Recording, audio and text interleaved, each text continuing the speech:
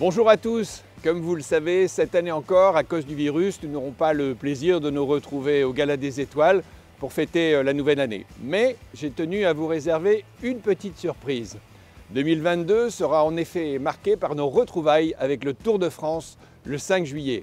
Et j'ai le plaisir de vous faire découvrir ce que seront les premiers kilomètres de la première étape française du Tour 2022. Avec un invité de marque, Bernard Thévenet, double vainqueur du Tour de France. Bernard, bonjour, je suis ravi de t'accueillir à Dunkerque. Merci. On y va? Avec le soleil, formidable. Eh bien, c'est toi qui commandes, on y va. Ouais,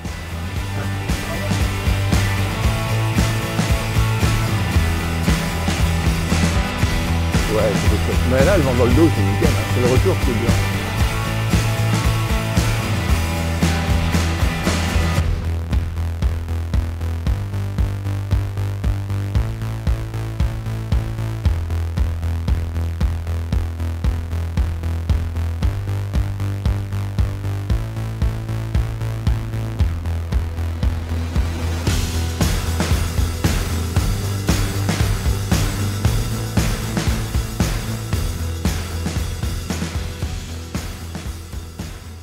Bernard, nous voici à présent dans la vitrine Passion Sport. C'est un peu le lieu du sport ici à Dunkerque. Et je voulais avoir tes impressions sur ces premiers kilomètres, à la fois sur les plages de la station balnéaire de Malo. Tu as vu qu'il y avait déjà pas mal de monde. Et puis aussi des plages historiques, puisque c'est les plages de l'opération Dynamo, un souvenir grave ici pour le territoire, mais qui est empreint de beaucoup de choses pour les Dunkerquois. Ouais. Alors tes impressions? C'est vrai que c'est une place, c'est un emplacement idéal pour faire un départ. Et puis en même temps, c'est un lieu historique. Et je sais que Christian Prudhomme aime bien marier un départ avec un lieu historique. D'un point de vue sportif, c'est un départ qui risque d'être compliqué parce qu'il risque d'y avoir du vent et il risque d'y avoir les éventails, les bordures dès le départ. Donc c'est une étape qui pourrait être animée dès le départ. S'il y a du vent, s'il n'y a pas de vent, bon, ça sera peut-être un peu plus long à se décanter, encore que c'est le premier départ en France, donc je pense que les coureurs français auront envie de se montrer sur leur territoire. Donc à mon avis, bon, ça devrait être une étape animée. Maintenant, on donne certaines conditions aux coureurs en créant une étape comme ça, en faisant un parcours. Maintenant, bon, ce sont quand même les staffs, les équipes qui décident s'ils vont attaquer, s'ils vont rester tranquilles, s'ils vont attendre un moment ou quoi. Avec des opportunités, avec ces monts de Flandre, tu connais bien Cassel, Bernard, puisque tu avais gagné l'étape de Cassel ici des 4 jours à l'arrivée à Poperinghe. C'était en 1976, je crois, que tu avais gagné l'étape. Et tu avais fini 3e des 4 jours en 75. Donc tu aimes Dunkerque, manifestement. Oui, non, il manquait juste les 4 jours à ton palmarès, en fait. Je connais Dunkerque parce que mes parents avaient un ami qui restait à Dunkerque en 40. Hein, donc j'ai entendu parler de Dunkerque depuis tout petit. J'ai découvert les 4 jours, enfin j'ai découvert les 4 jours dans les années 60, mais j'ai participé aux 4 jours pour la première fois en 75 parce qu'avant, en même temps que les 4 jours, il y avait le Tour de Romandie qui est beaucoup plus montagneux, qui convenait plus à mes dispositions. Mais en 75, dans l'équipe Peugeot, ils ont changé de directeur sportif. C'est Maurice Demuer qui est arrivé. Comme Maurice était de Dunkerque, il m'a dit il faut que tu viennes faire les 4 jours. Justement, c'est incroyable, ça fait 5 ans que tu es pro, tu n'as jamais fait les 4 jours. Donc j'avais fait les 4 jours pour la première fois en 75. Et bon, c'était pas un parcours qui me convenait très bien parce que j'étais plutôt grimpeur. Par contre, j'avais remarqué la ferveur des gens du Nord pour le cyclisme. Ça, oui, ça m'avait. J'avais vraiment remarqué ça. C'est que ici, les gens apprécient beaucoup l'effort des cyclistes, des coureurs. Tu sais que tu as marqué ma jeunesse parce que mes premiers souvenirs en fait du Tour de France, c'est toi. C'est même pas Eddy Merckx puisque je suis né en 1968. Tu as marqué toute une génération.